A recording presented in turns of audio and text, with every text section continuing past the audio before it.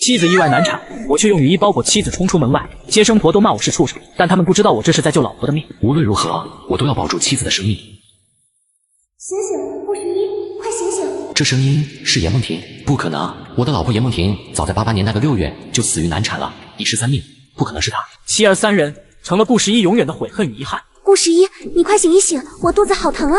我不是胃癌去世了吗？怎么可能听到严梦婷的声音？顾十一，我流血了，我怕是要生了，你总算是醒了，快去请黄婶子，我撑不住了。严梦婷口中的黄婶子是顾家村有名的接生婆。严梦婷，孩子，接生婆，暴风雨夜，这是哪一年？老子重生了。等等，生孩子？梦婷，我送你去医院，你肚子里不止一个，不能在家里生，太危险了。不去了，去什么医院？花那个冤枉钱，你去喊黄婶子来就行。县医院又不远，只有2里地。你穿好雨衣，我抱你去。结婚1年来，这个所谓的丈夫还是头一次像个人。1年前，顾十一确实是个万元户家的阔少爷，但自从他父亲意外去世后，顾家的钱都被他继母做主，优先还债了。即便如此，依然欠下3000块还没还清。顾十一本就没什么担当，花钱大手大脚，父债子还那是不可能的。全村人戳着他脊梁骨，怒骂他没良心。拿着手电筒，走吧。突然，顾十一感觉大腿一阵湿热，有大量温热的液体流淌下来。糟糕，媳妇羊水破了。一旦羊水破了，腹中的胎儿就会开始缺氧。顾十一不敢再耽搁。上一世也是这个风雨交加的夜晚，一尸三命成了顾十一上辈子永远的悔恨。后来他远走他乡，拼搏一生，成了传奇巨商，人人称颂的慈善家。但谁都不知道的是，做慈善，他只是求一份心安。既然老天爷给机会让我重活一世，那妻子与孩子我就必须要救下来。梦婷，你再坚持一下，医院很快就到了。大约20分钟，顾十一终于踏上县城的街道。梦婷，你坚持住，我们马上就到了。医生，我媳妇快生了，是龙凤胎，医生在哪里？同志，怎么回事？护士同志，我媳妇20分钟前羊水破了，肚子里是龙凤胎，我怕孩子缺氧，请你们赶紧给她安排剖腹产手术。快，跟我去妇产科。好，谢谢你。王医生，紧急情况，产妇羊水都破了，说是怀了龙凤胎，要求剖宫产手术。快进产检室，让我瞧瞧。把产妇的雨衣脱掉，轻点放。男同志去外面等候吧。你别怕，有医生在，没事的。快去挂号吧。好，我这就去。同志，我挂妇产科的号。深夜本身就没什么病患，窗口收费员竖着耳朵，早就听到了是怎么回事，倒是十分热情。同志，你别担心，你爱人和孩子一定会平平安安的。谢谢大姐。2个胎儿心跳正常，孕妇目前情况并不乐观，需要立即进行手术。她情况特殊，不只是浑身水肿严重，贫血也十分严重。这台手术，我不是很有把握。小赵，你赶紧去后面的家属楼，请我们主任来。这台手术还是得他亲自做。都怪我，严梦婷怀了龙凤胎，还是在吃不饱的情况下。同志，这要去找你呢，这是王医生给你爱人开的住院单子，你快去交费。同志，你爱人情况紧急，一刻也耽搁不得，赶快去缴费吧。缴费？这个家被我祸害得一穷二白，连一口像样的吃的都没有，就差锅挂屋顶敲了。此刻的顾十一双腿仿佛灌了铅，挪不动分毫。可他听着产检室内严梦婷撕心裂肺的哭声，又1秒都不再犹豫。同志缴费。同志，这上面写着预交住院费与剖腹产手术费1000元，不是3元5元。你媳妇情况危急，又是双胎，费用自然高一些。不过你别担心，我们不是乱收费，你交的这些钱指定是多退少补的。我知道，同志，麻烦您先收下这些钱，其他的我会想办法。同志，你也别怪我多嘴，你爱人怀的是龙凤胎，情况紧急，你要不去城里的亲戚朋友家借一借？人是活的，再大的事情总有办法能解决，对不？顾十一以前一系列的所作所为，彻底寒了奶奶跟姑姑们的心。如今他在姑姑们的眼中是个不孝子，狗屁倒灶娃，根本没信誉可言，何谈借钱？金戒指、金链子是顾十一母亲的陪嫁物。同志，我们是医院，不收这些东西。我知道，我只是想给您看看，证明我可以交起费用。您先给我媳妇办理一下住院手续，毕竟救人要紧，对吧？天一亮我就去凑钱，保证不拖欠1分钱，您看成不？同志，我也理解你们情况特殊，可是你看呐，我就是个窗口收费员，我做不了你这个主啊。那谁可以？你们晚上有没有值班的领导？我去找他，我哪怕去求他。对，王医生是这么说的，产妇情况危急，还是龙凤胎。二姑父，我怎么把这事忘了？这个阶段，二姑父似乎刚升任县医院的院长，二姑好像是某个科室的主任医师。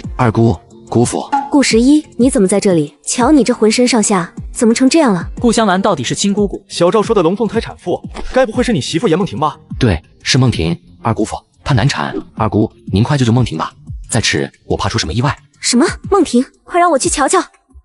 梦婷这边有我呢，你来也帮不上啥忙，抓紧先把住院费交了。医药费我一定会交上，您是院长，但我不会要求您做什么过分的事，毕竟这是公家的单位。这混小子居然懂得这个道理。二姑父，我只是希望您能给我一个喘口气的时间，天一亮我就去想办法筹钱，一定把住院费都交齐。11，姑父知道你有困难，但是医院的规矩就是规矩，姑父不能带头破坏。这样吧，姑父先借钱给你，等你解了燃眉之急再还我。自己真不是这个意思啊。走吧，跟我去一趟家里取钱。顾十一想说点什么，眼角余光瞥见收费员大姐熊熊八卦之火烈烈燃烧的视线，顿时了然。这是500元，我跟你二姑手头暂时就这么多了，先借你应急。真借啊？按照自己目前的人品，二姑父竟然还肯借钱。齐人数见顾十一半天没反应，眸色明灭不定，还以为他嫌钱少，想要更多，还不赶紧去缴费？虽然你二姑已经张罗着给梦婷动手术了，但你医药费也是要抓紧补上的。二姑父，感谢您的帮助。这小子什么套路？二姑父，我给您写个欠条，这钱1个月内指定能还你。二姑父，您过目一下，看看妥否？这小子被媳妇难产刺激到了吗？这是要浪子回头金不换了吗？这难道就是老话说的男人一夜间长大？二姑父，这条金链子暂时放在您这里，等我还钱时，您再还给我。你小子当我是什么人？收回去！二姑父，您别生气，我既然是个当爸爸的人了，就得有一个男人该有的担当。我想做一个真正的男人。这根金链子不代表我对您的看法，是我想全一下自己的尊严。这一下，齐人数不说话了，再看顾十一的眼光可就完全不一样了。行吧。妻子意外难产，我却用雨衣包裹妻子冲出门外，接生婆都骂我是畜生，但他们不知道我这是在救老婆的命。无论如何，我都要保住妻子的生命。别担心，你媳妇吉人自有天相，梦婷一定会没事的。二姑父，您听，是孩子，这是我的孩子，我孩子的哭声，我终于当上爸爸了，老天爷开恩，肯给我当爸爸的机会。两世为人，顾十一却是初为人父。那是我的孩子，是梦婷拼了命给我生的孩子，我的孩子都还活着。齐人数看着他这副模样，一时间也心头五味杂陈，更不知道该怎么开口。你就是顾十一同志吧？快瞅瞅你们家的龙凤胎娃娃，我左手抱着的是哥哥，右手抱着的是妹妹，俩娃娃都十分健康。医生，我媳妇怎么样了？王医生，怎么了？对方来不及回话，匆匆忙忙跑了出去。怎么跑去了血库？院长，产妇大出血，医院血库 O 型血告急，求您快想想办法吧。输我的血？那太好了，同志，跟我先去验一下血。是我一时着急，大意了，我是 AB 型血。那不行，只能 O 型血的同志给你爱人献血。顾十一，你先别急，我去找一找医院各科室的值班人员，总有合适的。二姑父，我也一起去。医生，我的孩子们就麻烦你了。别客气，孩子你就放心交给我吧。半个小时，俩人问遍了所有的医护人员，只有3人是 O 型血，其中还包括急诊室值班的实习小护士小赵。顾十一，我的森森呢？梦婷怎么样了？奶奶，您怎么来了？你个死孩子，梦婷出了这么大的事，你都不来告诉奶奶一声，你可真是狗胆包天，连梦婷怀孕了都不告诉奶奶，你们一个个的把我骗在你们家，连个风声都不透露，害我老太婆连孙媳妇儿有了娃娃都不晓得，眼瞅着曾孙孙都要落地了，你们还计划瞒我？老太婆我守寡20几年，吃苦受累，把你们一个个拉扯成人，是有多不容易，你们不知道。如今你们一个个翅膀硬了，就是这么尽孝的，你们对得起我老太婆吗？对得起你们那为国捐躯的爹吗？妈，您别这样说，您别着急，我们这不是来了吗？顾十一媳妇这会子正在里面生娃娃呢，我们姐几个先把钱给到11，咱缴费重要，不能耽搁住院，是不是？说到底都是一家人，没道理落下谁不管不顾的。有个什么事呢？你们一定要帮衬起来。奶奶，娃娃们已经平安落地，龙凤胎就在那边的育婴室呢，我带您去瞧瞧。真的？哎呦呦，我的曾孙孙哎，太奶奶这就来看你们。11，你奶奶说的对，我们都是一家人，凡事彼此帮衬着点。这是500块，再多的钱，四姑暂时也拿不出来，你先拿着应急。谢谢四姑。你这孩子，这是做什么？当年四姑念书的钱，可都是你爸爸在供着，就连那个去上学的机会，也是你爸爸偷偷让出来的。你爸爸吃苦受累大半辈子，就你这么一个儿子，四姑不帮你帮谁？四姑，您别哭，我这不是收下了吗？11，还有五姑的，这是500块，你姑父的妈前些日子刚去省城动了个手术，五姑暂时也只能拿出来这么多了，你别嫌弃。五姑，我赶今年还来不及呢，怎么会嫌弃？我跟梦婷还有孩子们一辈子都记着您跟其他姑姑们的好。你这孩子说的什么话？见歪了这不是？当年五姑念书的钱也是你爸爸出的，一家人说什么谢不谢的，多生分，骨肉亲情的，哪是金钱能衡量的？我们姐几个可担不起你这一声谢，又是鞠躬又是说好话的。不坑蒙拐骗换煽情打戏了。力哥，少说2句，皮紧了是不是？我都多大的人了，我还怕他？顾力哥指的自然是司老太。给七姑最近手头也不宽裕，只有200块，你先应急吧。大面值的100元、50元是87年才发行的，这是真钱，刚发行的第4套人民币，我昨天从银行取出来的，快点拿着。七姑，我目前手上的钱够用了，您先收起来，等我需要时再找您借。哼，说的比唱的还好听。小子，过了这个村可就没这个店了，不要拉倒。姑，你们等我一下。姑，这欠条你们收好，感谢你们今晚雪中送炭，2个月内我一定还你们钱。你这孩子，这是做什么？就是一家人不说2家话，谁家还没有个困难时候？姑，你们听我说，我一个成了家当爸爸的人，得有这份担当。还有这枚金戒指，这只手表，我在你们这里一人抵押1只。毫无意外，2位姑姑又开始推拒起来。二姑那里，我也是这么办的，不为别的，就希望我在你们眼里是一个言而有信的男人。行，五姑就知道我们11是个好孩子，浪子回头金不换，东西五姑就收下了。那4姑也收下了，钱不钱的，你先不急着还我们。梦婷刚生了孩子，往后啊，你这哪都是窟窿，需要用钱的地方多的是，可千万别逞强，有什么需要的地方，记得来找姑姑们。呵呵，11啊11，段位高了不少了，知道以退为进，收买人心了。也就4姐是个实心眼，相信她浪子回头，要我说呀，骗你们的小把戏罢了。你少说2句，不给钱就拉倒，还在这里说什么风凉话？哟，五姐又开始说教呀。行，你们都念下书了，个个大学生，有文化，知识分子吗？我又没读书，也没花3哥的钱，犯不着上赶着给一个狗屁倒灶娃白送钱。我的钱可都是我辛辛苦苦起早贪黑挣来的，没沾你们任何人的光。顾力哥老公如今是商业局副局长，分管的就是商贸，圆梦县唯一的百货大楼。顾力哥能承包到，怎么可能没有人家在背后运作？顾11没再搭理顾力哥，跟4姑5姑一起，先去收费窗口补交了500元费用，然后再一起去手术室那边。切，爱要不要？大半夜的，要不是老太太催魂一样来催我，你以为我爱来啊？没良心的白眼狼，以前花我那么多钱，也没见你打个欠条，今天装什么装？有本事把以前花我的钱都打了欠条给我。11啊，你别担心，里面主刀的人是你二姑，你要相信你二姑一定不会让梦婷有事的。呸呸呸，说的什么丧气话？梦婷福大命大，跟谁主刀有什么关系？梦婷万一真有个好歹，顾11犯浑，还不知道要跟2姐闹成什么样呢。11，别听你4姑的，咱安心等一等结果，不着急哈。4姐，眼瞅着天亮了，你家就在对面，离得近，你去准备些吃食。咱妈跟顾11这早饭还没着落呢。行，4姑这就去准备。11，你想吃什么？谢谢4姑，都可以。4姐，你快去吧，医院这边有我陪着顾11呢。顾11在手术室外1分1秒的等待着，比他上一世胃癌临死时还要煎熬。凌晨5点，手术室的门终于打开了。医生，我媳妇怎么样了？同志，你先别急，出血已经止住了，产妇48小时内醒来就没事了。好的，谢谢医生。同志，你爱人情况特殊，身边不能离人，有任何异常情况都要喊我们，知道吗？好，辛苦您了，谢谢医生。不辛苦，职责所在，你好好照顾你爱人。梦婷，我重生回来，最大的心愿就是能救回你跟孩子们。现在孩子们已经平安落地，你可一定要撑住，快点醒过来，好不好？妻子刚生完龙凤胎，醒来后却活蹦乱跳。11哥哥，我想吃这个。产后缩宫的剧痛导致严梦婷皱着眉醒了过来。顾11，我快生了，你快点去喊黄婶子。梦婷，你醒了，你刚做完剖腹产手术，别乱动，快躺好。剖什么？剖腹产，孩子们已经取出来了，龙凤胎都很健康，终于救回了老婆，不枉重生这一回。顾11将事情的经过大致说给严梦婷听。哦，那挺好，剖腹产也挺省事儿的，不遭罪。对术后恢复一无所知的严梦婷，5分钟后终于知道了自己有多天真。顾11急忙喊来了医生。经过一系列检查后，同志，你爱人需要下床活动一下，排气后才能吃东西。好的，谢谢医生。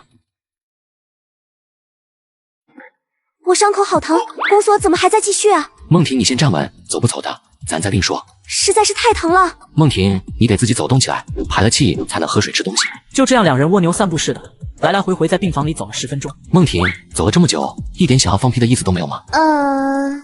你先转过去。该不会这傻媳妇才知道排气就是放屁吧？好了，那我先去二姑家给你端吃的过来。奶奶带着孩子们在二姑家住，早就给你准备了吃的，你等我。等你身体好一些了，我再带你去看孩子们。这人难道真的浪子回头金不换了吗？奶奶，梦婷醒了，我给端点吃的过去。老天保佑，醒了就好。梦婷刚醒来，只能吃点流食，这个碗半碗就行，不能多吃，知道了吗？好，你也在那边吃吧，想吃什么菜自己夹。11，梦婷既然醒了，那就要偷奶了。她这是难产前后使用了大量的药物，乳汁娃娃们暂时不能喝，娃娃就不抱过去，那就得你来。我来。对，你来，你替孩子们先吸通梦婷的奶，这往后大人不至于遭罪，孩子也有母乳吃。第二天，病房里多了一位孕妇待产，正是顾家村如今的村长顾建华的儿媳妇宋倩倩。我不同意，别人家的猪都不杀了几天，怎么偏偏杀我们家的？我这马上就生了，公爹杀了这猪，我跟孩子拿什么补啊？你公爹是村长，凡事都得起个带头作用。再说了，这猪不是白杀的，公社会给我们加钱。我们家稀罕那点钱吗？全村上百户人家，家家都养猪，凭啥要杀我们家的？这连阴雨都下了4、5天了还不停，再这么下去，麦子可就要烂在地里头了。那祭天不是要大黑猪吗？我们家明明是长白猪，还是一只半大的。赚钱的机会这不就来了吗？既然有意外之财送上门，不赚白不赚。顾11回家来到杂货屋，这里面堆放的是当年顾家村民兵队的一些东西。当年顾老太是民兵队的大队长，后来民兵队解散后，许多东西没人管，顾老太就妥善保管起来。挺好，还能用。拿上土铳，11出了门。来到山上已经是1个小时后，凡是上这天元山的村民遇见野猪基本都是疯狂逃命，没人会去作死。顾11今天就来作死了。顾11爬到树上后，趁着不下雨的空档，赶紧给土铳填充火药与钢珠，一切准备就绪，就等猎物出现。没多久，不远处的草丛里就有了动静。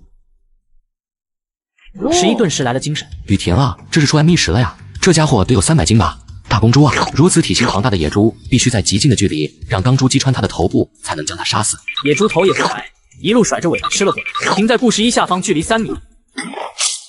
嚎叫着的野猪疯狂蹦了起来。顾11见状准备补枪，岂料狂躁的野猪报复一般，用身体狠狠撞击顾11所在的大树。剧烈的摇晃中，他快速跳到另一棵树上。没打穿脑壳吗？看那个出血的位置不应该啊，要不让子弹再飞一会儿。果然，等了2分钟，那只野猪逐渐的熄火。顾11学着当年奶奶带领的民兵队的手法，将野猪的4只蹄子牢牢捆绑在一起。2个小时后，顾11冒着大雨推着原先砖厂用来运砖坯的木板车往村集体赶。抵达村集体的院子里，一大群人或站或蹲，愁得在瓦房的屋檐下。院子里五花大绑着一头不到100斤的半大长白猪，还在不甘心的挣扎着。建华伯，这明明就是一头半大的长白猪，那老天爷他情愿收吗？就是啊，自来祭天，哪个村子不是献的大黑猪？现如今村里家家户户养的猪都是这新品种的，那你说咋办？那不然咱上山猎一头黑野猪，咋样？诸位叔叔伯伯，我这里有一头300斤的大黑猪，公野猪，行不行？快，都来搭把手！哎呀，这下子美了，终于有大黑猪了，这下可算是救了俺们全村的麦子啊！村民们喜滋滋的，都来不及看清楚送出来的人是谁，一个劲儿猛夸。快，挪到石板上来，这午时都快过了，再不处理一下，可咋祭天？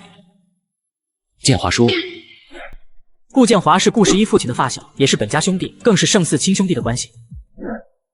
你个白眼狼，你爸对你那么好，盼着你浪子回头金不换，你呢，逆子，终有一天你得遭天打雷劈。建华叔，我知错了，我已经悔改了。我今天送来的野猪是我自己猎的，不是那些不入流的手段弄来的，绝无半句虚话。您不也盼着我有出息吗？你个牛犊子，你真不怕死啊！11，你要真有个3长2短，你让叔家事后咋有脸去见你爸？建华叔，您别担心，我有土铳，野猪伤不到我。你个兔崽子，进屋里坐吧。说吧，遇到啥事了，值得你豁出命去猎野猪？我媳妇梦婷给我生了一双龙凤胎，嘿，这是好事啊！可以啊，你小子这一下子儿女双全了，你爸在天有灵，指不定多高兴呢。这桩事等梦婷出了院，我带着她去祭拜一下我爸，亲自告诉他，就是这梦婷难产大出血，要不是我二姑妙手回春，怕是命都要没了。顾11将事情简单的说了一遍。孩子，叔都明白了。这样，今天这头野猪，叔估摸着得有300斤，按照如今的行情，叔支付你600块，你看行不行？谢谢叔。你这小子，这是干什么？建华叔，野猪处理好了，咱能开始了。顾11，你还有脸出现在我们眼前？你还钱！大家伙，顾11在这里，都快来呀！村民们闻风丧胆的大野猪，而我不跑反追，甚至要与野猪一决高下。殊不知我只是看上了这野猪的价值，然而这头野猪的价值却引发了一场风波。杨二狗，你瞎嚷嚷啥呀？建华叔，你这是咋了？这可是顾11啊！年前咱们一群人去他家让他还钱，他那个态度你也瞧见了。当时你对他可是失望透顶，咋的现在又对他护犊子了？年前是年前，现在是现在，赶紧出去！50过了可就不能祭天了。快点的，啥事能比祭天还大？建华叔，咱闲几天，完事了你们再办你们的事。既然顾十一在这里，趁早还我们钱吧。就是我们总不能真指望一个寡妇还钱吧？顾十一，我可是瞧见了你前段时间还去狗舍那场子里玩了好几天没出来。都给我住嘴！建华叔，今天这野猪是顾十一送来的吧？怎么说这野猪也是得给顾十一结钱的，至少得有600了吧？这是要现场打劫老子的钱啊！要我说，顾十一今天就把这卖猪款拿出来，给我们大伙清一清账呗。就是啊，就是。吵啥吵？你们几个当初都是在砖厂打短工的，你们那点工资，我不是过完年就给你们了，瞎起什么哄？建华叔竟然一直在帮父亲还债。各位叔伯大哥，我今天不跑，就在这里了。先跟大家伙一起祭天，再来说欠债的事，咋样？快点的，50马上就过了。仪式完成后，老规矩，村里家家户户都必须买2斤回去，表示诚心参与其中。屠夫忙着给村民们称猪肉，2块5一斤。顾十一这边跟着顾建华回到了村长办公室。祭天的野猪的确是顾十一猎来的，我也跟他说好了，给他结算600块。不过一码归一码，今天这钱该给顾十一就得给。顾家欠你们的钱，我年前在给你们开会时说的明明白白，由我顾建华偿还。建华叔，我爸欠大家的钱，我来还。滚回去坐好，这里轮得到你说话吗？一时间气氛安静的落针可闻。顾建华是村长，也是顾家这个大家族的族长，威信相当高。叔，您说的对，今天这600块的野猪钱我得拿走。我爸欠各位叔伯的钱，我给诸位打欠条，保证年底前都还清。欠条算什么？不就是一张白纸吗？我们要的是钱，不是白纸。你顾十一的信誉在我们这里值几个钱啊？一时间各种难听的话都出口了。都别吵了，这件事我来做担保人。杨二狗还想说什么，顾建华一个眼神杀过去，对方顿时就老实了。当初轻松办的砖厂带着你们赚钱时，你们可不是如今这副模样。当初你们纷纷喊着来入股，我是拦都拦不住。轻松劝你们说了会有风险，你们当时还跟轻松急眼。后来是我跟轻松让出来一部分自己的股权，你们才入的股，分了10年的红，个个都成了万元户。你们摸着良心问问自己，如果没有轻松，你们能过上好日子？怎么赚钱时候有你们的份儿？轻松出了意外，现在砖厂不经营了，你们就喊着退股。如今我是村长，这个事情本身就是我扛下来了。咱们邻里邻居的，又是一个宗族的，我知道大家的钱也都不容易，所以看在这个情分上，我慢慢给你们退股，都不要为难顾十一。我再说一遍，退股给你们那是大队长的事情，你们以后也别喊啥轻松给你们赔钱了。我给你们退股，对得起大家一个宗族的情分了吧？顾十一刚才也说了，他会还钱，年前就给你们，我也说了会做担保，你们就这么等不及吗？顾十一今天冒死进山猎野猪，才拿到这600块，你们急哄哄就要分他这个钱，逼死了顾十一，100年后下了世，你们有脸面对轻松吗？轻松也是我发小，当年砖厂我本就没投钱，投的是我们家5口人的壮劳力，是轻松大方拉了我一把，如今我们家富裕起来了，我也不图退钱了，我先走了。建军伯，您等等，一码归一码，白纸黑字的合同不能当他没有。我既然说了，我爸欠各位的钱我会还清，那就不是虚话。欠条我今天就打给各位，烦请多等一等。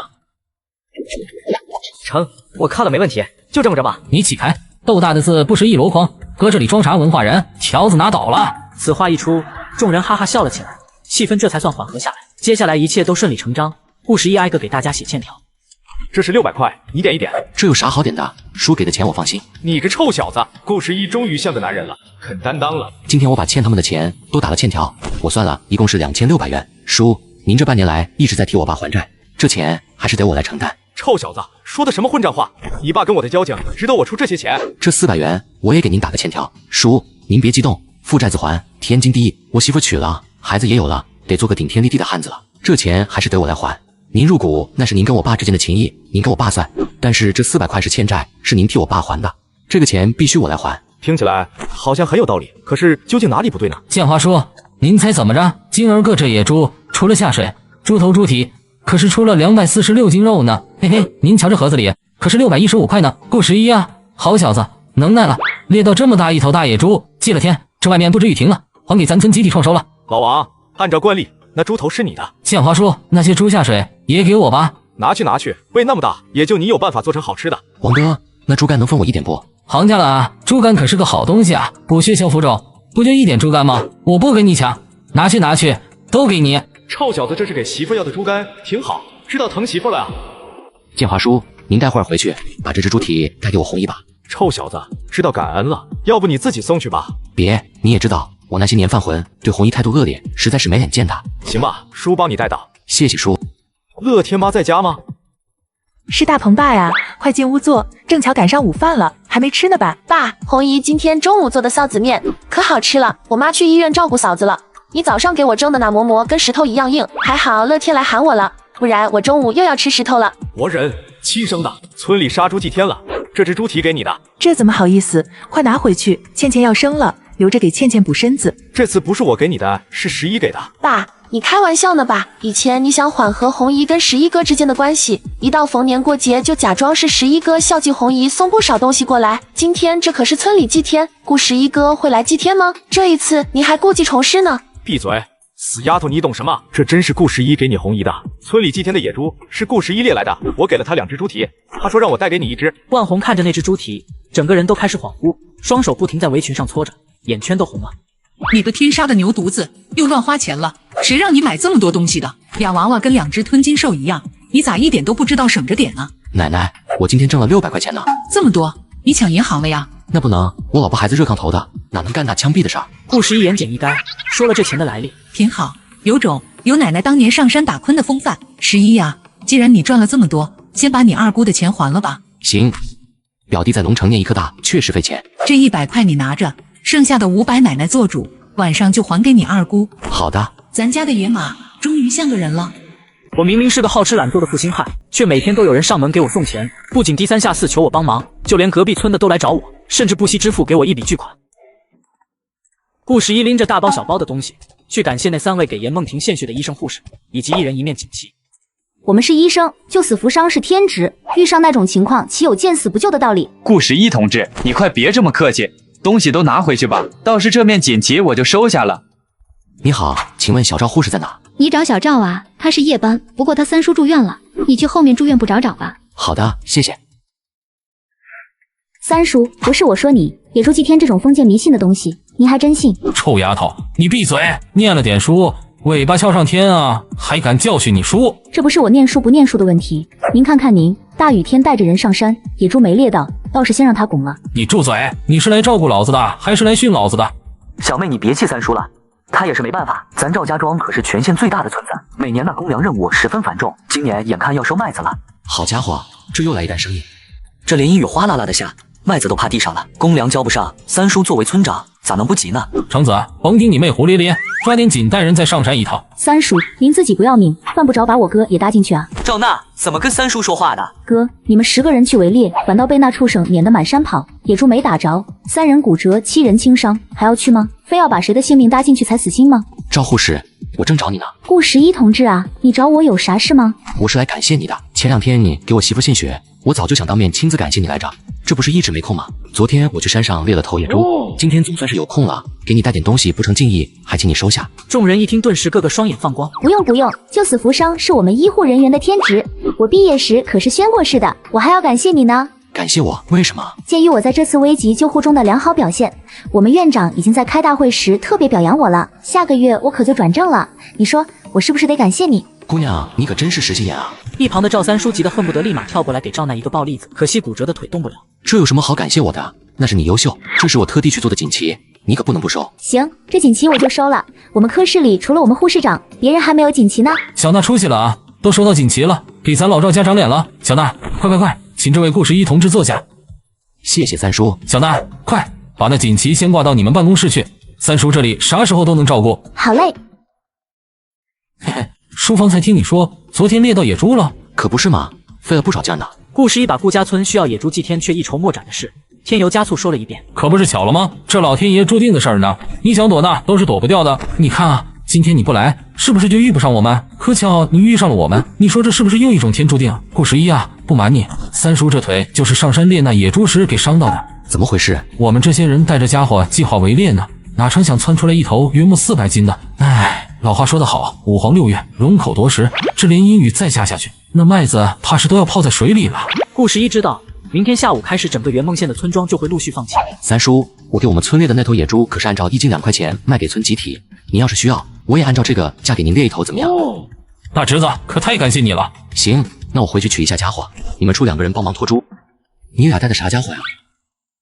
没有土铳吗？哎，土铳那是当年民兵队的东西，去年都让县里下来的人收走了。现在就收走了吗？时间是不是有点早了？感觉哪里怪怪的。谁收走的？杨大柱，分管我们赵家园的公安大队长。居然是杨大柱。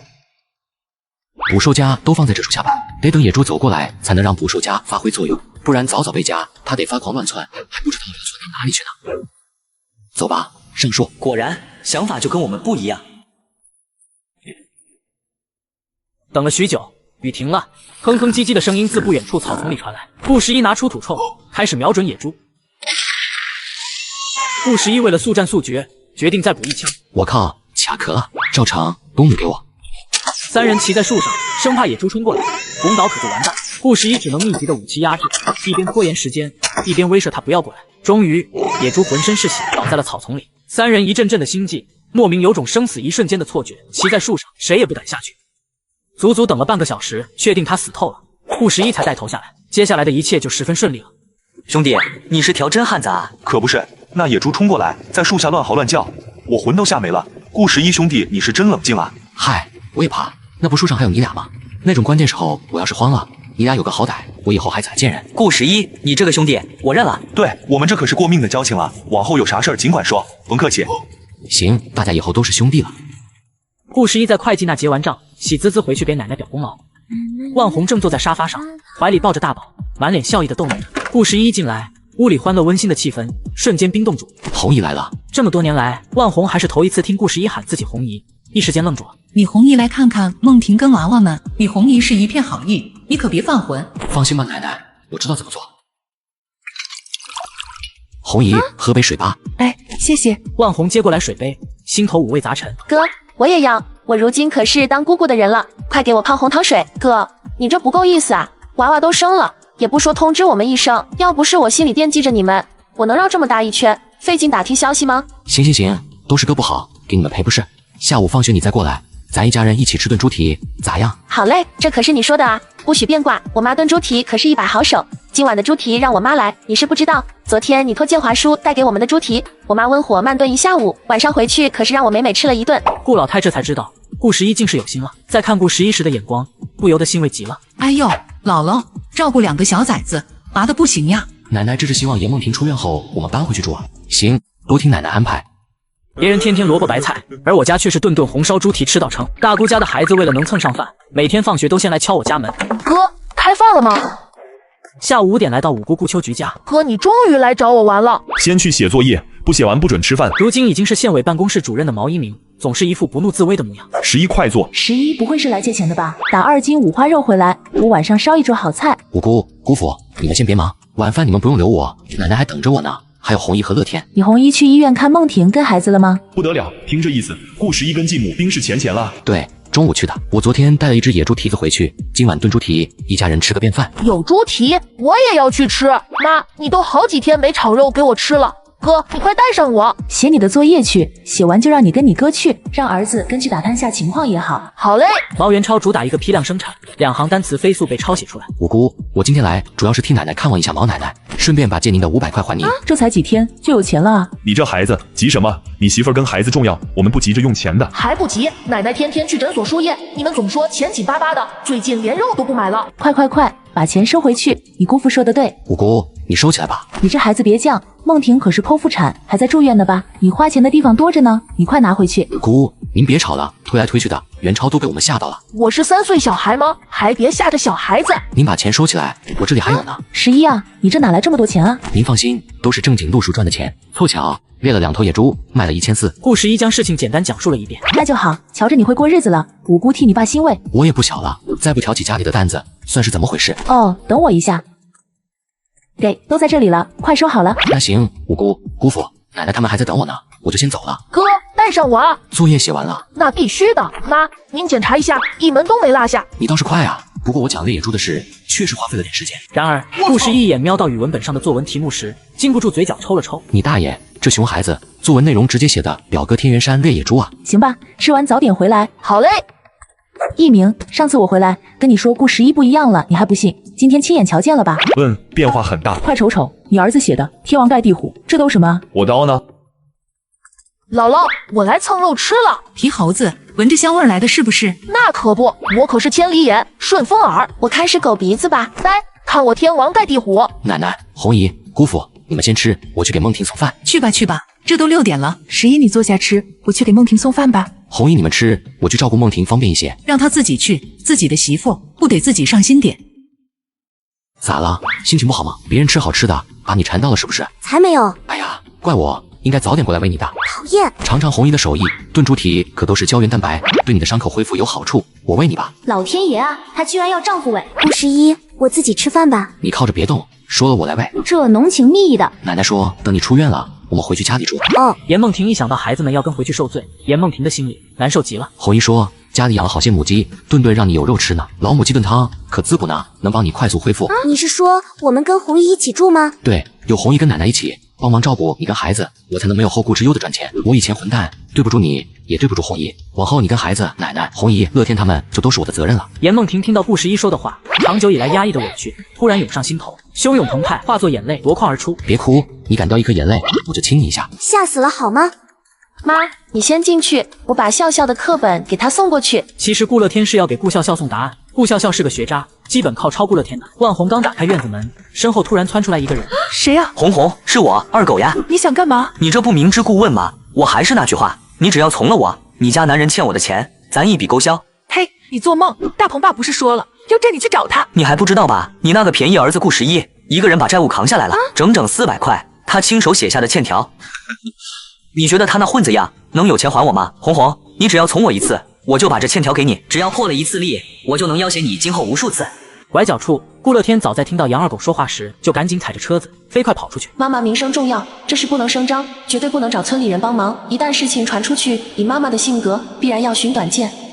乐天，你这是咋了？哥，快跟我回去。呸！做你的春秋大梦，杨二狗，我就是死也不会多看一眼你这恶心鬼。万红，你一个寡妇，还是个2嫁守寡的，搁老子这里装什么贞洁烈女？你别不识好歹，老子看上你那是你的福分。臭婊子，装，老子让你装，臭婊子，今天就让你知道知道老子的厉害。重活一世，原本前来讨债的该溜子不仅没要到钱，甚至还把自己给吓傻了。现在他每次路过我家门口都得绕道走，生怕再次赚到额外的损失。杨二狗拽着万红的长头发，将人往屋子里拖拽。万红赖在地上，就是不起来。顾十一是一路狂奔，顾乐天骑车子都追不上。杨二狗，你个老畜生，看我今天不打死你！顾十一捏紧拳头，3两步冲了上去。顾十一为了阻止杨二狗乱喊乱叫，手上巧劲儿一用，让这老畜生下颌骨脱臼，按住杨二狗。顾十一就是一通暴揍，专挑肉后不会有伤的部位，疯狂落拳。这种打法不会让杨二狗伤筋动骨，顶多留点淤青。瘫坐在地上，万红无声痛哭。这一瞬间，他为自己的命途悲鸣。顾乐天急匆匆回来时，就看到哥哥正在墙角暴揍杨二狗，他慌忙跑过去，一把拽住顾十一胳膊，将人扒拉开。正是这个喘气的机会，杨二狗连滚带爬往出跑。杨二狗边往出跑边回头看，微弱的一点光线里，竟是让杨二狗倏然瞪大了眼睛。顾青松，这是顾青松啊！顾十一的侧脸轮廓跟父亲还是有几分相似的。这下子杨二狗啥也顾不上了，屁滚尿流往出跑，生怕慢一步就被厉鬼索命。快去看看红姨。哥，你快走，抄小路快。顾十一没再说话，飞速跑去了后院。出门后的杨二狗趔趔趄趄胡乱跑着。鬼啊！顾青松回来索我命啊！跑到一条河边，地上又湿又滑，杨二狗跌跌撞撞胡乱跑着，没成想一失足滑到了河里。杨二狗没办法说话，但是他可以疯狂乱嚎。杨二狗这么一嚎，已经跑远的顾十一不由得加快了脚步。谁呀？谁在那里喊？有人落水了！快快快，救人！救人要紧！这一夜，顾家村注定不安宁。顾十一脚程飞快，迅速回到了住院部门外，拎起暖瓶，挨个接开水。这疾风骤雨的12分钟，他装作什么都没发生过。住院部的大锅炉经常要等水烧开，因此顾十一提着2个暖瓶回到病房时，并没有引起宋倩倩任何的怀疑。来到病床边，严梦婷视线一扫，发现顾十一的雨鞋上糊满了黄泥巴。回头我给你解释。这些天顾十一的所作所为，严梦婷觉得值得信任。顾十一准备去给娃娃们买一头奶羊，然而顾十一的六姑顾雪琴极其拉风的出现在了县医院外，并且为顾十一送来了大批的物资。路过的人也禁不住侧目，纷纷过来看热闹。不得了啊，这是谁啊？如此财大气粗。六姑，您这是开着拉煤车打劫了7姑的百货楼啊？可不是吗？要不是这车子装不下，我还想把百货大楼都装走呢。这女人不一般啊，自己开车。这年头开车的女人极少见，开大卡车的、拉煤车的更是凤毛麟角。圆梦县第一大镇黑金镇，顾名思义，出产煤炭，镇长便是顾雪琴。把东西卸下来吧，都是给你的。六姑，等一下，这些东西太多了，二姑这里地方小，没法放。嗨，是六姑考虑不周。六姑，要不这样吧，我今天计划送奶奶跟娃娃们回村，总在二姑这里住着也不是个事。回家？回你爸家吗？对，那挺好，早该回去了。梦婷是不是还得住院一段时间？这些东西都是我给梦婷的，你接着。谢谢六姑。那行，让你奶奶收拾好，我送她跟娃娃们回村。梦婷，你先好好养着，身体养好了就带你回去看宝宝们。好吧。好吃吗？给我也尝尝。好吃，很甜，还有芝麻香。切顾十一，要不是你丈夫，我就去举报他耍流氓。11哥，我们来看望一下嫂子。来就来了，还还整那么客气，快请坐。好嘞，11哥，我听我小妹说，你生的可是龙凤胎啊，牛逼！那可不，我长这么大还是头一次见真的有龙凤胎。嘿嘿，不巧，娃娃刚被带回家了，不然指定给你们瞧。那不急，等满月时候我们来吃席。你俩认真的？行，满月酒一定请你们哈。安顿好严梦婷，顾十一带着人回去，本来计划去国营饭店下馆子的，也喊了其人数一起。这么多好食材，就在自家吃吧。行，你俩是客，先坐会儿，我去造饭。什么客不客的，我们可是过命交情，是兄弟。过命交情。报告院长，我跟赵毅昨天在山上被野猪威胁，是顾11兄弟眼疾手快，迅速猎杀了野猪，解救了我们。这个憨批，男人之间的相处历来都挺憨批的。四个大老爷们这下子笑着聊了起来，天南地北的聊。11哥，我俩就先回了。大侄子跟大侄女满月酒，我俩指定去吃席。我们得回去磨镰刀了，天都放晴了，明天起全村的老少爷们都得抢收麦子了。可不是，5黄6月龙口多食，那可都是口粮，赶早不赶晚。6月的天，娃娃的脸，说哭就哭。那行，我也就不留你们了。抢收麦子啊，这不赚钱的机会又来了呗。顾老太带着一群娘子军浩浩荡荡回到家。红红，你辫子咋剪了？嗨，我妈嫌长辫子碍事呗。昨天不是说好了，娃娃们要先回家，我妈为了做事利落，就把长辫子剪了。红红不是最爱惜自己的一头长发，怎么就舍得了？那可不，我妈挺犹豫的，还是我狠下心给她剪的呢。辫子还在那里呢，改天收头发的来了，换个盆啥的。顾老太看了看万红，心底疑惑，却也没再追问。乐天，你快出来，我们去杨二狗家瞧热闹。黄婶子在那里跳大神呢。你个猪队友！哟，笑笑来了。奶奶好，二姑好呀。这是11哥的龙凤胎吧？长得有点丑啊，长得好像11哥。嘿嘿，乐天，快走，我们去后面瞧热闹。六姑，笑笑，你刚才说的黄神婆在谁家跳大神呢？还能是谁？杨二狗呗。昨晚上杨二狗撞邪了，掉我们门前的河里了。我爸带着好些人才费劲巴拉给捞上来。咋回事？嗨，不清楚。我虽然瞧热闹了，也没怎么瞧明白。反正就是杨二狗不会说话了，一直哭嚎。捞上来后，跪在地上对着您家不停磕头。他娘吓坏了，连夜请了黄婶子给跳大神呢。顾笑笑怎么说话呢？杨二狗磕头就磕头，咋地能说对着我们家？笑笑，你要瞧热闹，快去瞧。乐天得照顾娃娃呢。啊，那好吧。说吧，怎么回事？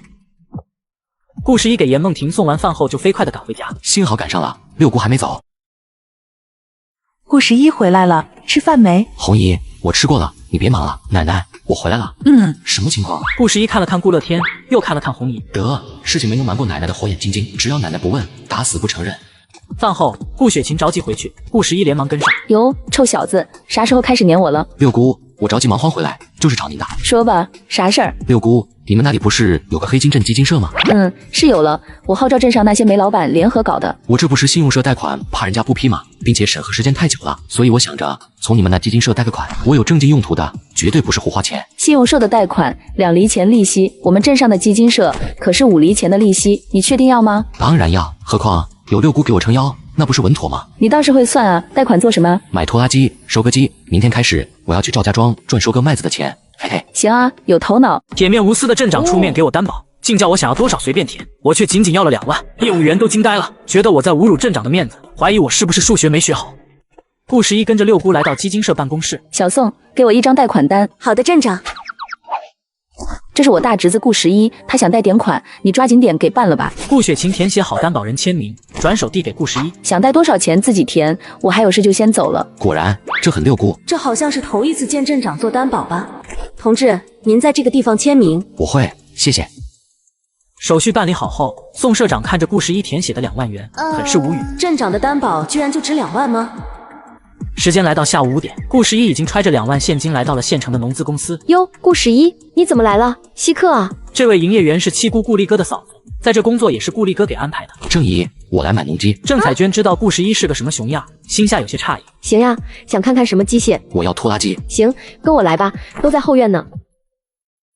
拖拉机都在这里了。好，收割机在哪？收割机好像没有。您认真的？哎，瞧我这记性，有一台是去年送来的，就是价格太贵，老百姓们没人买得起。郑彩娟带着顾十一来到大库房，就是这台收割机根本没人要，太贵了。这台收割机只能放倒麦子、谷子这种秸秆作物。放倒不能自动脱粒吗？那你想多了，看到那个脱粒机没？它可以帮小麦脱粒。烧柴油的吗？对。多少钱？1750块2毛6，仅此一台。这东西死贵死贵的。那个收割机呢？那收割机更贵了，那玩意12580.6毛8呢，还是进价。果然机械不发达的年代，新型农机刚出来，都是死贵的呀。顾11，你确定要这个？快住手，不要乱花钱。5600加1750.26加12580.68是多少钱？观众们帮忙算一下。正义就这3台吧。如果把这2样压箱底的机械卖给了他，那顾力哥不得指鼻子怒骂我啊！顾11，你认真的啊？正义，您别担心，我这是正儿八经买东西，我姑知道的，这是托我姑贷的款，您就放心吧。顾11刻意没说哪个姑，所以郑彩娟默认为是七姑了。嗨，正义也没什么别的意思，就是觉得吧，咱们是亲戚，替你考虑吗？那啥，行，反正这2台也没人要，我给你走我的职工名额，给你进价，你看咋样？谢谢正义。客气什么？去办手续吧。办理好手续，郑彩娟还送了顾11一沓邮票。谢谢你，耽误正义下班了，麻烦了。嗨，多大点事，自家人不说这种话。那行，我就先走了，感谢正义。你这孩子越大越仁义了，路上慢点开哈。顾11灌了10桶油就一路往顾家村开，路人们都好奇地瞅瞅这奇怪的机械，觉得十分新奇。回到自家院子里，顾老太和顾香兰他们都围了过来。顾11他想干嘛？败家玩意儿拉回来的东西都是啥呀？快，我都快饿死了。围着的几人端着碗好奇地看着，仿佛3台机械就是下饭菜似的。乐天，你哥拉回来的这是啥？铁皮鼓风机，5刀铁闸头？那不能，我哥不是那种花钱没想动的人，这玩意指定是能想的。跟你六姑带了不少款吧？多少钱？2000？那不可能，咱村集体那台拖拉机，几年前买的时候都要6000多呢。2万？败家玩意，我刀呢？2万就2万吧，咱家不是没见过大钱的。这兜子里到底是个啥？收割机、脱粒机，都是干啥的？收麦子和打麦子的。顾11简单的说了一下这些机械的用法。哟，这倒是省事啊。那你快吃吧，等会去把咱家那几亩地收割了。好的，奶奶，正好练个手。乐天，你等会去给你嫂子送饭，把你2姑带回去。你哥要赶着收麦子，你今晚住医院照顾你嫂子。好嘞。顾11祖孙俩抵达麦田时，夕阳已经落下了。哟，11，这是啥机械啊？嘿嘿，是收割机。建华叔，劳驾您搭把手。行。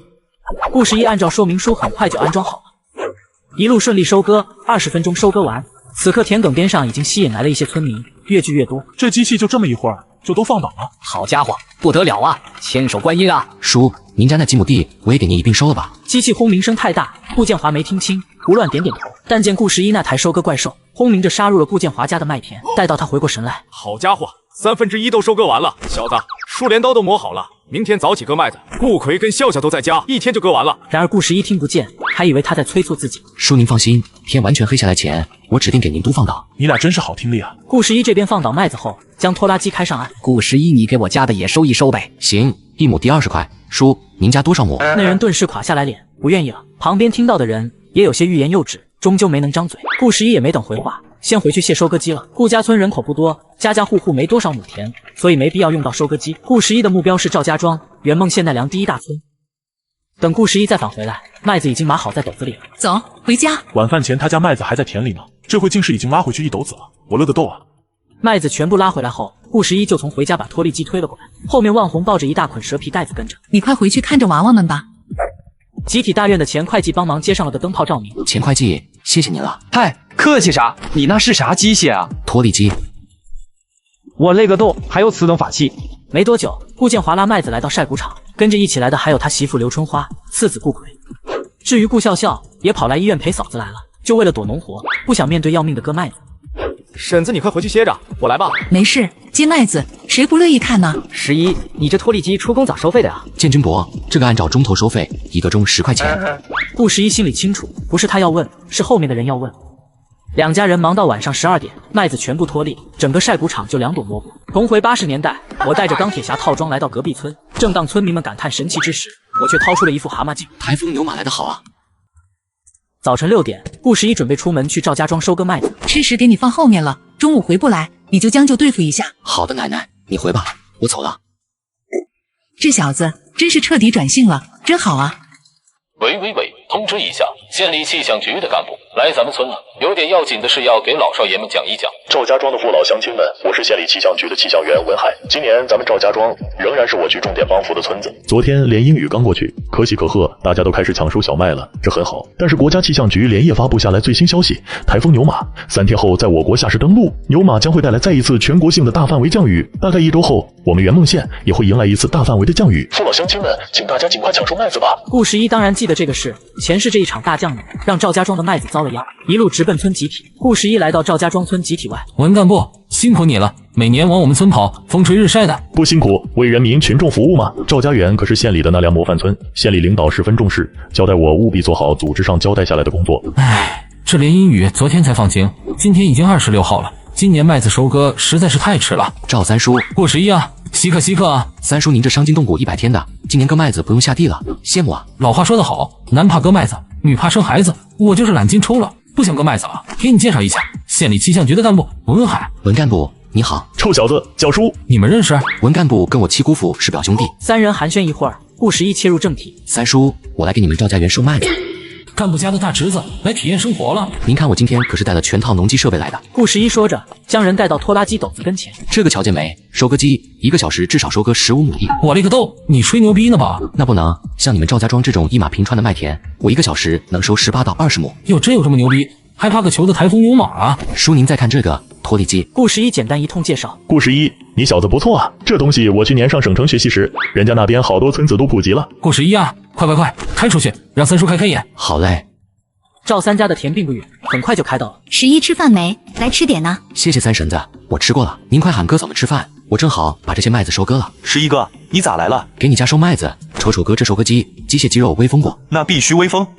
收割机安装好，顾十一摆手让众人让开。十一哥，我远远瞅着像是你，没想到真是你啊！是我，今天可要保护好眼睛。发动机轰鸣，收割机跟一头机械猛兽似的杀入麦田。赵毅，十一哥真特么的帅啊！看着那一排排的麦子到下的速度，惊得众人激动议论。我操，牛逼！咱家这18亩地，一早上就可以收完了。切，人家顾十一可是说了，只要1个钟头。牛啊！我十一哥就是牛逼克拉斯本牛。这边的动静吸引来附近割麦子的人跑来围观。我操！我勒个大操！十一哥，你这一套装备得不少钱了吧？一共2万。哎呦我去！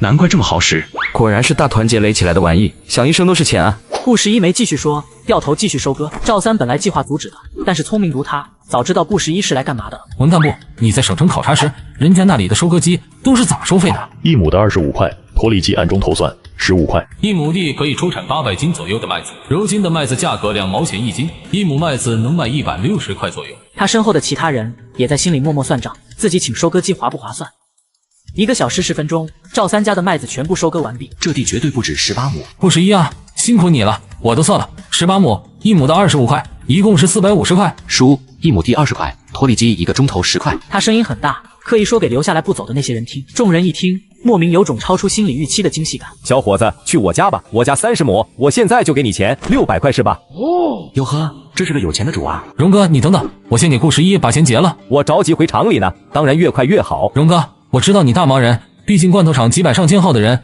都等你坐镇指挥呢。你们兄弟姐妹们都是在厂里上班的体面人，确实很忙。不过每年回来收麦子，你就当兄弟姐妹们回家聚一聚，孝敬老人了。二老也高兴。三叔不急，我这里有个本子，您先记上，晚上咱再结账。三叔这个钱就不说了，初来乍到，村里哪些人厚道可以给收割，还能给赊账几天；哪些人不厚道不能打交道，这些都得依托赵三叔的帮忙。他是村长，在村里应该是有威信的。赵三脑子转得快，立马察觉到什么了，正合他意。三叔，我这初来乍到，也不认识大伙儿，谁家要收割，您先帮忙给我记上，您看行不？行，咋就不行呢？有叔照顾你，放心，反正自己腿受伤，不能干农活，这样挺好。荣叔，我得先去把我赵成兄弟家的收割了，您下一家行不？需要多久？赵成家20亩地，得1个钟头多点。行吧，我等等。各位叔伯大哥，谁家需要收割机，就在赵三叔这里登记。三叔，为了提高效率，不把时间浪费在路上，您给他们按照麦田距离这里的远近顺序排一下。放心吧，你尽管在前头开，我给你都安排的明明白白。三叔，我家16亩要收割机。三伯，我家20亩要收割机。三娃子，俺家6亩也要收割机。栓子说，您家这点也要收割机？儿子闺女都在省城，每年收麦子千里迢迢跑回来，那来回的路费、请假误工费，都快赶上这点收割机费了。那是大军哥有本事，如今可是省城人民医院的专家，请假得扣不少工资吧？工资不工资那都是小事儿，关键是大军是拿手术刀的，耽搁1天就有许多等着救命的人得去阎王爷那里报道了。既然端了医生这碗饭，那就得救死扶伤为大。咱家这点麦子跟人命比起来不重要。间接救死扶伤，从阎王爷手里夺人的顾十一，机器收割到赵成田里。哎，十一哥，你咋收割过来了？你们都快让开！十一哥，我不是不计划用你的收割机，我就是想先紧别人的先。十一哥，你别误会我。知道，你们都快让开！顾十一大马金刀将赵成家的麦子1个小时内收割完。兄弟，跟我来，给你看个好东西。待台风牛马即将来袭之际，我带着我的钢铁套装来到了隔壁村。村民们原本以为都会顺利进行，然而就在这关键时刻，一个不速之客出现了。顾11带着赵成来到自己的拖拉机斗子边。兄弟，你看这个拖地机。啥？我现在回不去，你等下麦子拉完了，过来把我这斗子拉回去。这里一捆麦子塞进去，底下出秸秆，旁边出麦粒，需要蛇皮带接着。看懂了吗 ？OK。这个机子1个小时10块钱，有人要拖地，你就帮我给他弄。11哥，你要我帮你弄，让我照顾这个机子，那他给我家收割麦子很有可能不要钱了。我的乖乖，那可是20亩地，400块啊！我刚才说的话，你听懂了吗？那个，你再说一遍。顾11又耐心的详细的说了一遍。兄弟，你回去后先用这机子把三叔家和你家的麦子拖地。OK， 我这就让大家瞅瞅这机子多神奇，嘿嘿，孺子可教。随后顾11又投入收割麦子的道路。赵三热火朝天的安排好各家收割顺序，给顾11做好大后盾。这一整天，顾11的眼里除了麦子就是麦子。时间来到下午，少爷你来记录吧，跟着看了这么久，你也会了？这还要我记录吗？你这都已经安排到3天后了。你按照上面的顺序挨个跟踪就行。晚饭时，顾11看着记账本上一页一页的待收割，高兴的眼泪都要掉出来了。为了将来拼了！颠了一天，全身都在疼。先记着，等我离开村子时再统一结账吧。我今天就是你家了。我给你们村集体打个电话，说你不回去了，住我家。你们村长顾建华接的，说是会转告你奶奶。你倒是给我安排的明明白白啊。那行，谢谢三叔。Nice。红姨，我要出发了。哎，来了来了，辛苦你了，替红姨跑一趟。没事。你吃了吗？屋里还有。红姨，我吃过了。你趁热吃，准备高考了，得吃好点。不用，红姨，我吃过了。本来是给乐天准备的，他又不高考，吃不吃的不重要，你吃。谁在想我了？谢谢红姨，那我先走了。难道传言是真的？杨二狗吓傻了。11哥，你起这么早啊？5点了，不早了。昨天欠了那么多家没割，今天得赶工。对，等我去拿本子。走吧。我估摸着明天开始会更忙。为啥？昨天我刚来，村里很多人都还不知道，今天肯定更多人会来预定收割，咱们必须抓紧收割了。你跟我爸说的一样啊。大范围降雨还有6天左右抵达，请村民们务必尽快收割麦子。小伙子，先给我家割吧，我给你现金。今天明明轮到我家，我也给现金。小伙子，快去我家。叔，都不要着急，一家一家来，很快的。叔，时间就是麦子，耽搁3分钟，我就少割1亩地，您先让我过去吧。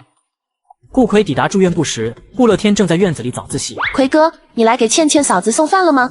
还有你跟梦婷嫂子的，我一起带过来了。真的吗？我就说嘛，这篮子咋那么像我家的？你都带进去吧，妇产科的病房我不方便进去。行。哦，这个给你。少男少女纯真的眸子一对视，顾奎略微不自然的垂眸。看你瘦的，2两肉都没有，身体是革命的本钱，不吃饱怎么念好书？我瘦咋了？我给祖国省布料。不过谢谢奎哥，2颗鸡蛋，我分1颗给笑笑。说完，他拎着篮子就要转身回来。咋了？鸡蛋是给你的，你吃。笑笑那种念不下书的，吃什么吃？都快胖成球了，再吃脑子都变脂肪了。看着他的背影，顾奎的嘴角也禁不住的扬起，只是自己的这份心思一点都不敢让任何人知道。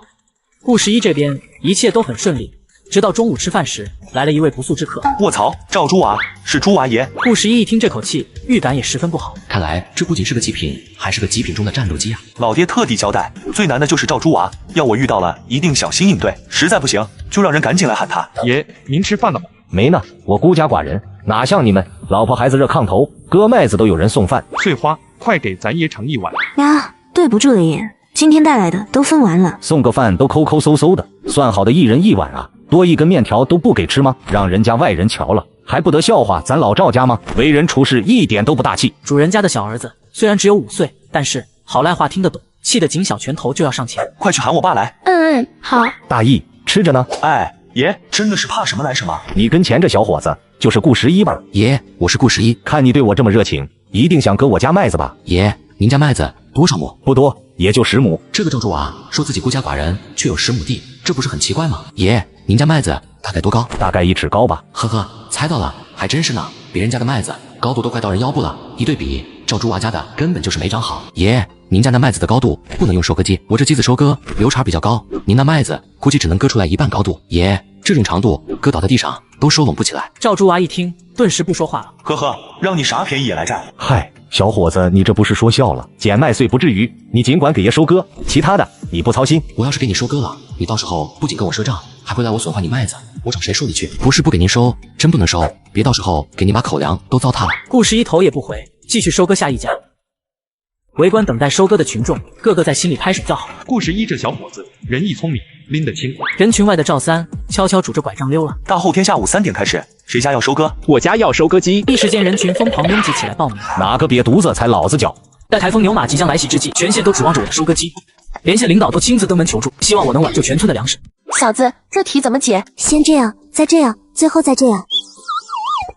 你好，赵护士，梦婷同志，我是受人所托，给你带钱来的。我昨天抽空回家了一趟，这个给你。这是你爱人托我带给你的，他最近1周都不能过来，所以住院费给你自己去交。顾十一，对啊，你爱人现在可是我们赵家庄的大红人。赵那是个没心眼的人，当下竹筒倒豆子，全说了。严梦婷越听，心绪越是澎湃。顾十一竟是为了这个家如此拼命。赵家庄的父老乡亲们，我是咱们县里气象局的局长王和利。接到上头通知，还有4天左右，台风牛马大范围的降雨将会抵达我们圆梦县，希望父老乡亲务必尽快抢收小麦，确保粮食袋子安全且充裕。王局长的发言导致更多的村民疯狂涌来，预定收割机，但是赵家庄的麦田太多，顾十一一个人根本收割不完。晚上下工，顾十一来到院子里。三叔，是顾十一呀，柴油够不够？不够我安排老大去加油站了。够用，叔。今天是气象局的王局长来，明天新上任的县委书记可能会来。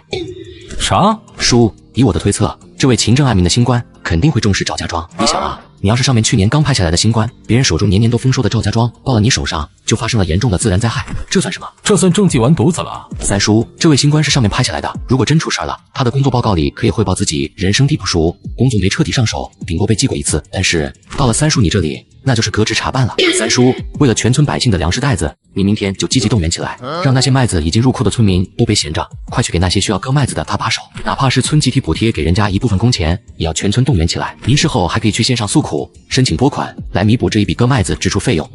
这办法好啊，我怎么就想不到呢？大家族教育出来的娃娃，脑瓜子就是不一样。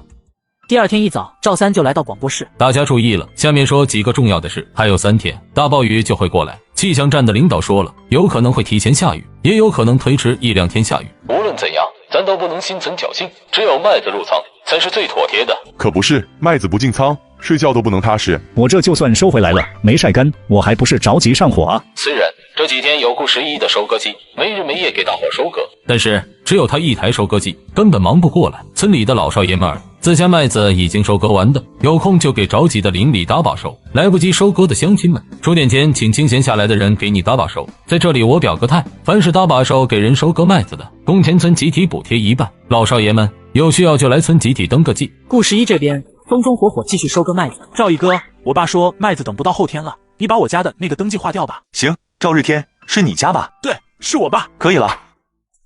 咋了？善蔫了？十一哥，这事你也别怪我爸，他是村长，必须以大局为重。嗨，我当啥事儿呢？就这主意是我昨晚给三叔出的，好歹你跟我是兄弟，我总不能见几不救吧？十一哥，你个大……你们村那么多亩小麦，我就1台收割机，时间紧迫，我不能为了挣钱硬拖着大家等。十一哥，你心肠真好，宁愿不赚这个钱，也要真心实意帮我们村的人。你这种品德，就是传说中的儒商。儒商？你瞅瞅我，像不像占山为王的马匪？说完，俩人哈哈大笑。你还知道儒商？这有什么不知道的？我可是高中毕业。看不出来啊，那你咋没考上大学？嗨，关老爷还大意失荆州呢，我大概没发挥好吧。你平时成绩很好，模拟考咋样？都没问题，考试时也挺好的，就是不知道咋回事，成绩出来时才考了347分。村集体，赵三拄着拐杖，看着前来报名的人络绎不绝，心底的阴霾逐散开。几位同志，打哪来的？有事吗？我是赵家庄村长赵三，不会真让顾十一说中了吧？你好，赵三同志，我们是市里农业部的，我姓毛。我操，这不是顾十一姑父毛一鸣吗？你好，毛同志，我们正是农忙季节，不知道你们要采什么风？就是调查了解一下今年的麦子亩产有多少？800斤，没的问题。别说圆梦县了，就是整个省都没有我们这种产量。我听村里游走的那些气象员播报，说是大范围降雨要来了，能收割完吗？能收完个锤子！你个虎小子，大人说话有你插嘴的份儿。爸，您有空赶紧给县里农资公司的打个电话催一催，收割机到底啥时候买回来？眼看就剩3天了，顾十一兄弟就算不吃不喝只开收割机，那也不可能把剩下的麦子收回来啊！人家顾十一一个外村的，就算是为了挣钱，都快把命交代给咱村的麦子。您有空陪这些采风专家吹牛批，不如干点正经事。顾十一说的对，没有第2台收割机支援，咱赵家园的麦子指定有一步要烂在地里头。收割机是那么容易买回来的？不懂别胡咧咧，人家上面领导说了，实在是农忙季节，各类农机货源都紧俏。哪怕去市里提货都没有。收割机那是念一念就能有的。不能怪我啊，情况属实啊。昨天都让跑腿的人火速去省城了。呀，完犊子了，没油了，我得去一趟加油站。快去吧。可是没油票了，这些柴油将来都是要跟顾11结算的，总不能给人家打6毛钱1升的油吧？顾11大气，不会在乎这3毛钱的。在乎？咋能不在乎？顾11那机子加满至少得10升，这就是3块钱。机子还连轴转，用不了3个钟头就得加油一次，每天转22个钟头，那就得加7次油，3期21块。没油票，那不得42块？你个坑爹玩意儿！上学时候你算术要是有这么好，老子指定供你念到初中毕业。小同志，我有邮票，你跟我走。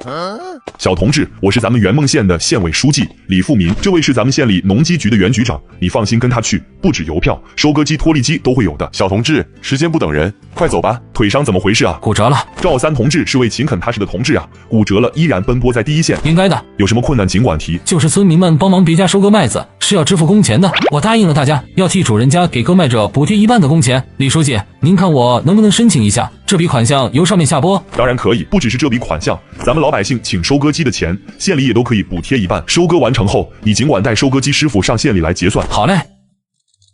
赵成这边作业时，身边多了个农机干部，拿着小本本认真的记录着。同志，你这字体可真漂亮，记录的也非常仔细。对方是个新分配到岗的年轻人，没什么歪心思，又单纯。那必须得记录清楚了，不然回去没办法交差。好同志，你这账本回头借我抄一份，我是给我顾11兄弟帮忙的，这不得给他交代清楚这些天的收益吗？对方还飘飘然，根本没意识到赵成是要抄作业。没问题。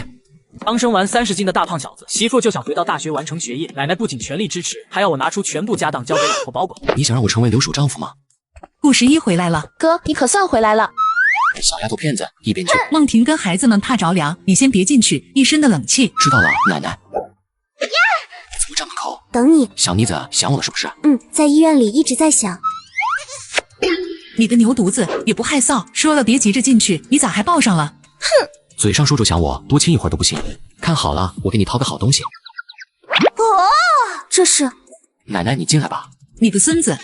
哎呦，孙子哎，你这是去抢人家公家银行了？奶奶，这可是您孙子流血流汗挣来的，不容易啊！11啊，你终于是有出息了。奶奶，这才刚开始，这些都只是我的启动资金，往后咱家只会越来越好。这孙子飘了，得收拾一顿。谁家越来越好啊？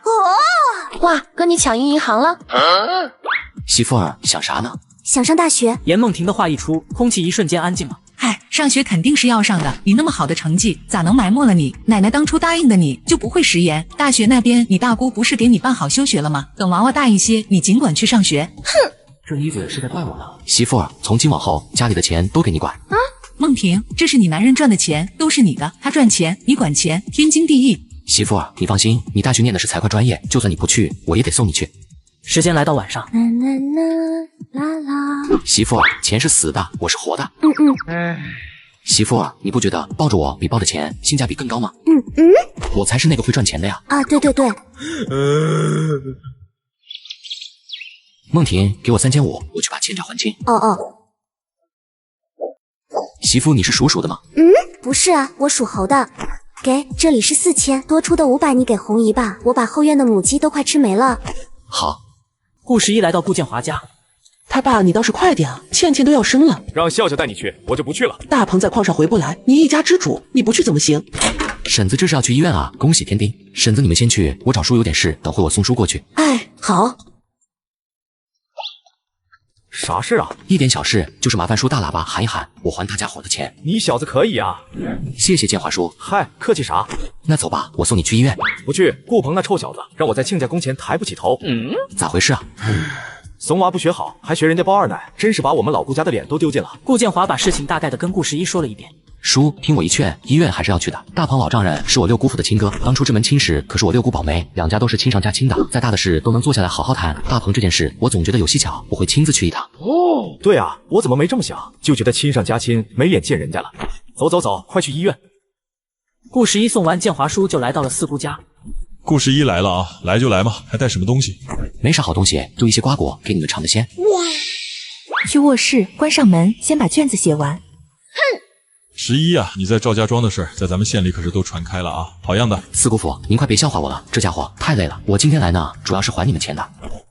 你小子出息了，万元户了是不是？在你们读书人的面前，咋能显摆我的铜臭味呢？快收好，这东西贵巴巴的。对了，四姑父，我有一件事想拜托你。你说，我在赵家庄有一位好兄弟，86届的高中毕业生，叫赵毅。赵毅啊，那不是当年我班上的好学生吗？那孩子平时成绩非常好，可惜不知道怎么的，高考发挥失常，竟然就考了347分，唉，太可惜了。我问了，赵毅说他发挥得很好，自己核对过答案，算过分数，大概500分左右。他填的是龙城大学汉语言文学，自信能考上的。可不解的是，一下子少了150分，太离奇了。他真这么说的？四姑，您再想想，班上有谁平时模拟考试300分左右的，但是前年考上了龙城大学汉语言文学的？这么说起来，那可就不止一个了。我们班有那么几个人成绩一般般，但都考上大学了，隔壁班也有6个呢，不过啥专业的都有。这特么的还是团伙作案啊？那考上汉语文学的都有谁？我记得有2个男生，1个女生。哪2个男生？一个孙子健，一个赵硕，平时成绩都一般般的，尤其是赵硕不爱学习，整天混日子，老子有钱，家里有矿，花钱塞进来的差等生。赵硕也是赵家庄的吗？不是，他是金穗村的，家里有矿。对，他爸在你六姑镇上承包了个煤矿，比一般人可富裕多了。哪个孙子健呢？他可是个惹不起的主，副县长孙泰的独生子。两人聊了一会，顾十一起身准备离开。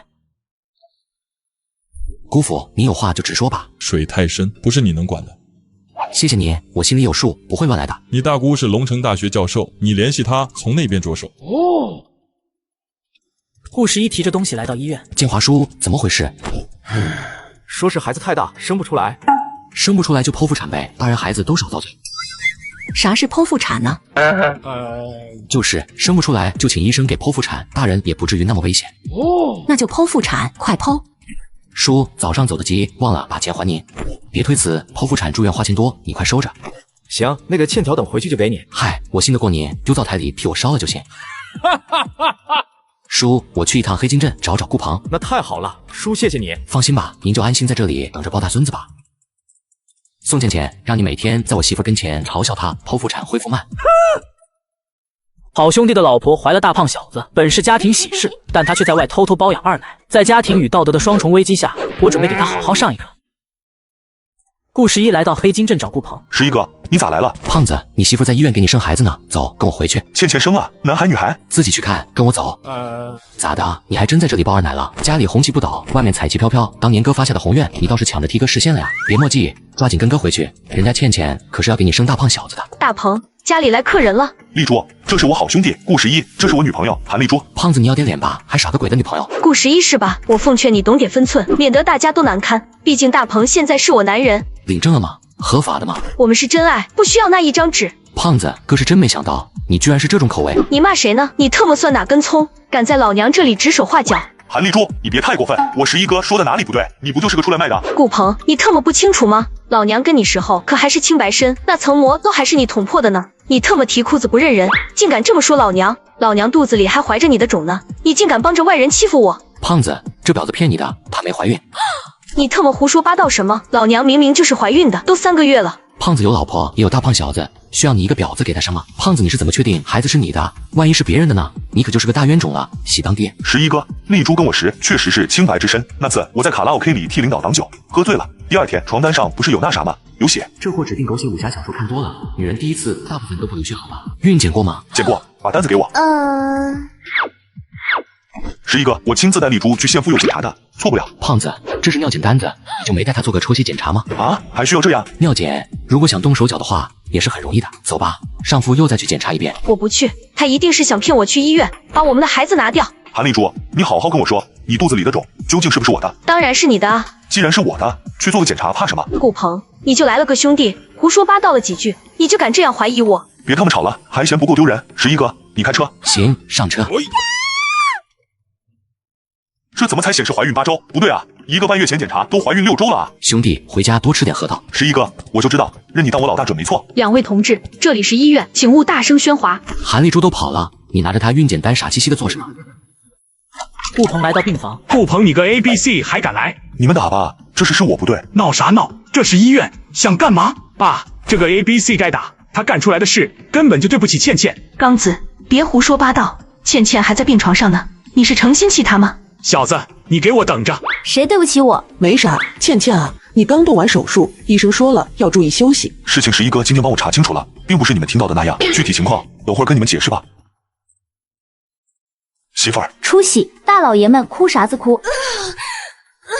都怪你，咱儿子那块头也像你，我遭了那么大的罪，愣是生不出来，最后还得挨一刀，疼死我了。对，怪我，都怪我。倩倩可是大功臣，娃娃整整9斤呢。9斤，咱家一个顶顾11家2个了。片刻后，医生来给宋倩倩按肚子，所有男人都得回避。几人一起来到院子里，顾鹏将事情给始末认真的讲述了一遍，众人听得一愣一愣的。那个 ABC 居然想要拆散我妹跟妹夫，活腻歪了！等着看我回去不找几个兄弟办了他。刚子，他是什么人？值得你以身犯法吗？11老弟可把你盼来了。刚子哥，老弟，你是咋发现那 ABC 有问题的？胖子能有包二奶奶个胆子吗？算他识相，跑得快。昨晚找他1宿没找到。宋刚安排兄弟送顾11来到新田大市场。哥，下午4点我过来接您，还在这大市场门口。谢了兄弟。老板给王富贵，后世的中州第一邪王。哎，最后这张钱你给我富贵哥换一张呗。我身上没带那么多钱，就这么多了啊！王富贵将信将疑的看了看顾11，兄弟，帮哥瞧瞧哪里的问题。富贵哥，你再拿一张出来，仔细摸一摸，2张手感是不是不一样？小生，你小子坑我是吧？富贵哥，我也不知道啊，我要是知道哪敢给您，身上也没带更多的钱了，要不我这次少拿点货。兄弟，今天多亏了你啊！你是咋知道我的？我姑是圆梦县的顾力哥。顾力哥承包了百货大楼，在大市场也是赫赫有名。我姑派我来看看新货。好啊好啊，都挺不错。这是定金，我要5000的货。我给你列个清单，3天后我来取货。行业规矩就是约定好时间不来取货的话，就定金不退。这让王富贵很是激动。兄弟，你放心，一定都给你备齐了。不早了，我还有个小兄弟在外面等我，我就先回去了。行，哥也不留你了，回头哥请你喝酒。王富贵是傻子吗？这么多货，人家万一不要了，可就砸手里了。姑姑从不近男色，只因我的一番话，姑姑就缠着渣男不放，却在大饭店看到渣男勾搭前台小姑娘，在一番文明交流后，成功揭露了渣男的真实面目。大家注意了，说个大事啊，也是我们村里的喜事儿。咱们顾家村的小卖部今天11点18分会正式开张营业，欢迎前去捧个场。小卖部谁家开的？这个村里的小卖部是顾11家开的，东西价钱跟城里的没差别，尽管放心，童叟无欺。叔过来了，快屋里请。我那屋开着彩电呢，正在放《西游记》，狗娃你们快去看吧。哟，花嫂，你这皮肤可越发细腻了，我家那护肤霜好用吧？瞧你这皮肤多白嫩呀，都是乡邻乡亲的，我肯定给你们便宜，一定不能是卖别人那个价。乐天，给叔来包华子。红妹子，给嫂子来1斤醋。月天姐姐，我要1袋方便面。很快，买东西的人陆续围了上来，挑选自己需要的。哥，咱们今天可是收了568.18元哎，要是每天都能有这么多，咱家可就发财了。今天开业，所以才有这么多。接下来3天至5天可能都没什么收入。哥，你可真扫兴。嫂子，给你钱。顾11既然说了小卖部是给弘毅开的，那这钱你就得收好了，钱得留着进货，还得给别人找钱呢。那行，我就替我妈收下了，谢谢嫂子。严大总管，小的明天要去新田进货，账上给支点钱呗。讨厌。哥，你害不害臊？那你新田进货要多少钱？你先给我3万。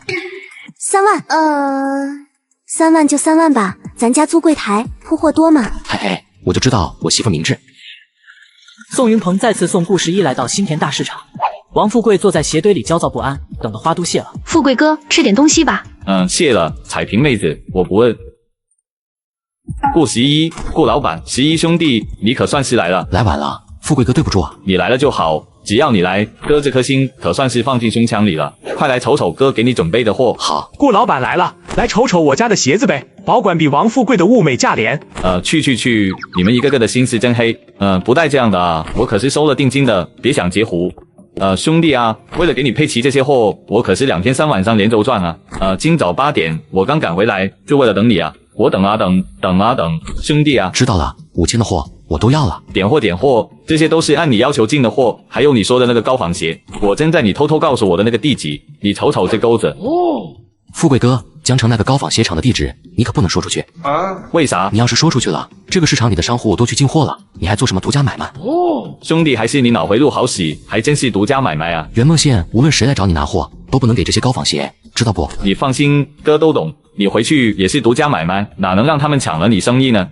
顾力哥，我去龙城可是公干，你跟我去干啥？我可没空陪你玩。谁要你陪了？小福子安心给本宫当好车夫就行哦。哎，你去龙城究竟有啥事啊？去玩呗，我还能干啥？小家啊，上次你说的那个红红是百媚宫新来的小姐对吧？啊，对。小佳，你说红红的胸比较大呢，还是阿紫的比较大？宋天福，我觉得红红的胸比较大，阿紫的屁股比较翘，皮紧了是不是啊？力哥，我就是问问而已。哎呦，让你嘴欠收拾。挺好，力哥还是在乎我的，只要在乎我，就还有机会。这是5000。你点点，该怎么称呼你？顾老板，你叫我小朱就好，朱彩萍。朱彩萍，这不是王富贵老婆吗？顾十一看了看了一旁打包的王富贵，确实挺有夫妻相啊。富贵哥，咋了兄弟？你回头去那家高仿鞋厂进货时，可以把小猪带上。为啥？卧槽，有人要分我的饼。我需要女士旅游鞋，我可以。不就是女鞋吗？我给你进货。哥，你这就有点带不动了呀。你一个糙老爷们儿，万一进回来的货我卖不出去，你是想坑死我呀？行吧，富贵哥跟我去转转吧。宋天福，早知道我就不搭你这破车了，我去坐火车不好吗？顾力哥，讲道理好不好？你把我赶到副驾驶，你一个人躺在后座上还不舒服吗？你瞅瞅我，愣是被封印在小小的副驾驶，你良心不会痛吗？我裤腿上的褶子都在控诉着你的残忍。良心是什么？能吃吗？饿死了，快点找饭吃。走吧，前面就是龙城大饭店，带你吃好吃的去。小福子，我想吃法餐。好，公费不报销就不报销吧，只要老婆大人开心。我那年来龙城投奔大姐，姐夫托关系给我安排在这里上班，一晃眼我离开这里都6年了。你瞅瞅人家翻新后的大饭店，地上铺的都是大理石，这家伙跟我在的那个时候完全不是一个档次了。是他，王复兴。宋天富察觉到顾力哥的异常，难道这人？难怪啊，顾十一那小子刻意去提醒我，带顾力哥来一趟龙城大饭店，某些人自然会遇见。原来是这个意思啊！你们新上的制服真好看。真的吗？我还觉得旗袍两侧的开叉有点太高了呢。不，这个高度刚刚好，走动间，美腿若隐若现，像那画中仙，又像是早年大上海的名媛歌星，气质卓然。星哥，你真会夸人。哪能是我会夸人，明明就是你天生丽质难自弃。我的青春和真心真是喂狗了。你好，我要一个标间呀，这不是王复兴吗？你老婆最近在家不忙吧？改天约一起打个麻将呗。这位女士，您是不是认错人了？你不是王复兴吗？是，我是王复兴，但是应该跟您说的不是同一个人。我没有老婆，也不认识你，女士您。错不了，你家住在河西区，你是倒插门的女婿，你老丈人是开面粉厂的，对吧？王复兴听得脸都绿了。这位女士，你认错人了。不可能，我一定不会认错人。我跟你老婆一起打牌，你还给我们端茶倒水递坚果来着。果然，王复兴听后仔细盯着他看，仿佛在回忆着究竟是谁。你的家庭地位果然一般般啊。彬彬有礼、温文尔雅的成功人士王复兴居然是这样的。河西区康家村，你老丈人的老康面粉厂挺有名的，还是这龙城大饭店的面粉指定供应商。我说的对吧？果然是真的。这位女士，你在说什么？我完全听不懂。王复兴，你来这大饭店不过是个跑腿送货的，却穿得如此人模狗样，招摇过市，你装大款呢？你是不是背着你老婆在这里钓小姑娘呢？你住嘴！这位女士，请你自重，公共场合不要污蔑我的人格。切，人格？那玩意儿你有吗？恰此时，一位衣着光鲜亮丽的女人走了进来，那女人诧异地盯了王复兴一眼，又将目光投射在顾力哥身上。哼！哎呦呵，这家伙有意思了。力哥，我们该走了，在这里跟他掰扯是不会有结果的。回头打麻将时见到你那小姐妹，你再跟她说。你真狠啊！你干嘛？你不是饿了吗？咱们抓紧上楼吃饭去吧，再迟可就没有供应了。同志你好，我要个标间。好的，您稍等。